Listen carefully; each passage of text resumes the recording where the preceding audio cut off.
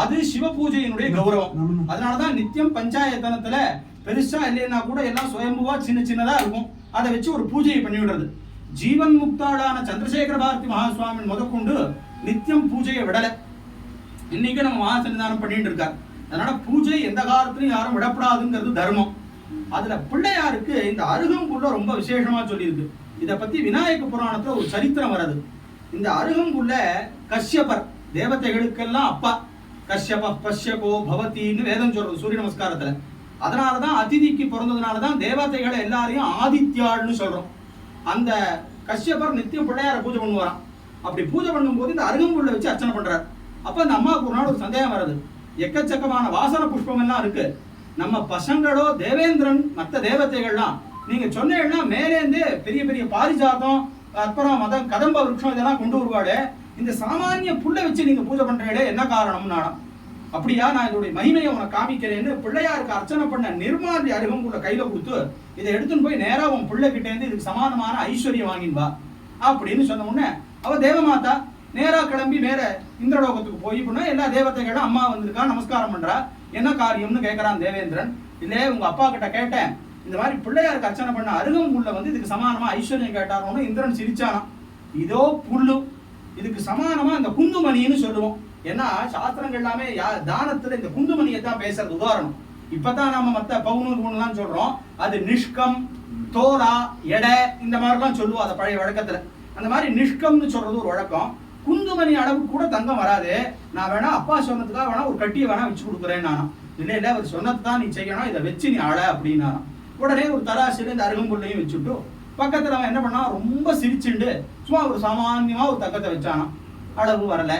இப்படியே ஒவ்வொன்னா வைக்க ஆரம்பிச்சு இந்திரன் யமன் வருணன் குபேரன் வாயு, கடைசியில இந்திரனுடைய அழகாபுரிப்பட்டினம்னு சொல்லக்கூடிய இடத்துல இருக்கிற ஐஸ்வர்யம் எல்லாத்தையும் வச்சாச்சு. தராசு தட்டு அப்படியே இருக்கு, சமானமே ஆகல. தேவதைகள் 3 பேரு பிரம்ம விஷ்ணு மகேஸ்வராலும் வந்து பார்த்துட்டா, கடைசியில் ஆகல. எல்லாரும் என்ன பண்றதுன்னு திக்குமுக்காடின்னு இருக்கும்போது அன்னைக்கு பூஜையை முடிச்சுட்டு மேல கஷ்யபர் வந்தாராம். அவர்கிட்ட அன்னைக்கு பூஜை பண்ண அருகம்புல் இருந்ததாம். அவர் பண்ணாரா எல்லாத்தையும் நகுத்துன்னுட்டு அன்னைக்கு பூஜை பண்ண அருகம்புல் அது மேல வச்சாராம், சமானமாயிடுதான். அப்பதான் அருகம்புல்லினுடைய மகிமை எவ்வளவு பெருசுன்னு சொல்லி இது விநாயக புராணத்துல இந்த சரித்திரம் வருது. அதனால பிள்ளையாருக்கு இந்த அருகம்புல்ல போடுறத ரொம்ப விசேஷமா சொல்லியிருக்கு. இன்னைக்கான அர்ச்சனை சாஸ்திரநாமம் ரொம்ப விசேஷமா கணபதி சாஸ்திரநாமம்னு பேரு, பொதுவா எல்லாருக்கும் தெரியும். இந்த சாஸ்திரநாமத்துக்கு என்ன விசேஷம்னா பாஸ்கர ராயருங்கிற மகான் ஸ்லோக ரூபமாவே ஒரு அர்த்தம் எழுதியிருக்கார் பாஷ்யம். அதற்கு பெயர் கத்யோதம்னு பேரு. கத்யோதம்னா மின்மினி பூச்சின்னு அர்த்தம். சூரியனுக்கு முன்னாடி மின்மினி பூச்சியினுடைய ஒளி எந்த மாதிரியோ அந்த மாதிரி மகா கணபதிங்கிற சூரியனுக்கு முன்னாடி நான் எழுதின பாஷ்யம் அப்படின்னு சொல்லியிருக்கார், ஸ்லோக ரூபமா எழுதியிருக்கார். இந்த சாஸ்திரநாமத்துக்கு என்ன ஒரு பெரிய விசேஷம்னா பின்னாடி சொல்றார் பரஸ்ருதியில படித்தம் பாட்டித்தம் சர்ச்சிதம் ஸ்ராப் எல்லா புராணத்திலையும் கேடு புண்ணியம் சொல்லியிருக்கும். ஆனா இந்த மகாகணபதி சாஸ்திரநாமத்தை பத்தி பேசினாலோ இப்படி மகாகணபதி சாஸ்திரநாமம்னு ஒண்ணு இருக்குன்னு சொன்னாலோ இந்த சாஸ்திரநாமத்துல என்ன வார்த்தை எல்லாம் இப்படி வராதுன்னு சொன்னாலே புண்ணியம்னு இருக்கு அந்த சாஸ்திரநாமம். அந்த சாஸ்திரநாமத்தினால இன்னைக்கு பிள்ளையாருக்கு அர்ச்சனை, மூல மந்திர நாமார்ச்சனையினால அர்ச்சனை. இந்த நாம மந்திரம் உபனிஷத்துல வருது, அதுக்கு லட்சணம் உபனிஷத் கொண்டு போய் சொல்றது.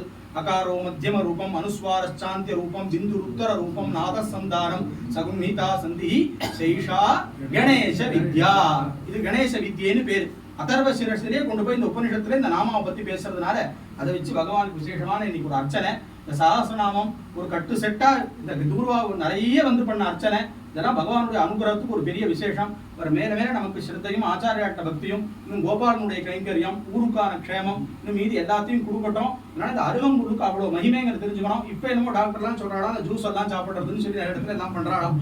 நம்ம பெரியவா அந்த காலத்துல அருகம்புல் பில்வம் துளசி இது போட்டு ஒரே ஒரு தீர்த்தம் இது குடிச்சுட்டாலே சர்வரோக நிவாரணியா இருந்தது. அதனால சிவ பூஜை பண்ணணும், பஞ்சாயத்தன் பூஜை அவசியம் ஆத்துல வச்சுக்கணும், பிரம்மயஜமாவது இருக்கணும் அப்படிங்கிறது இதுல இருந்து நமக்கு தர்மம் தெரிகிறது. அதையெல்லாம் பகவான் நமக்கு நிறைய கொடுக்கட்டும். ஹர நம பார்வதி பதயே.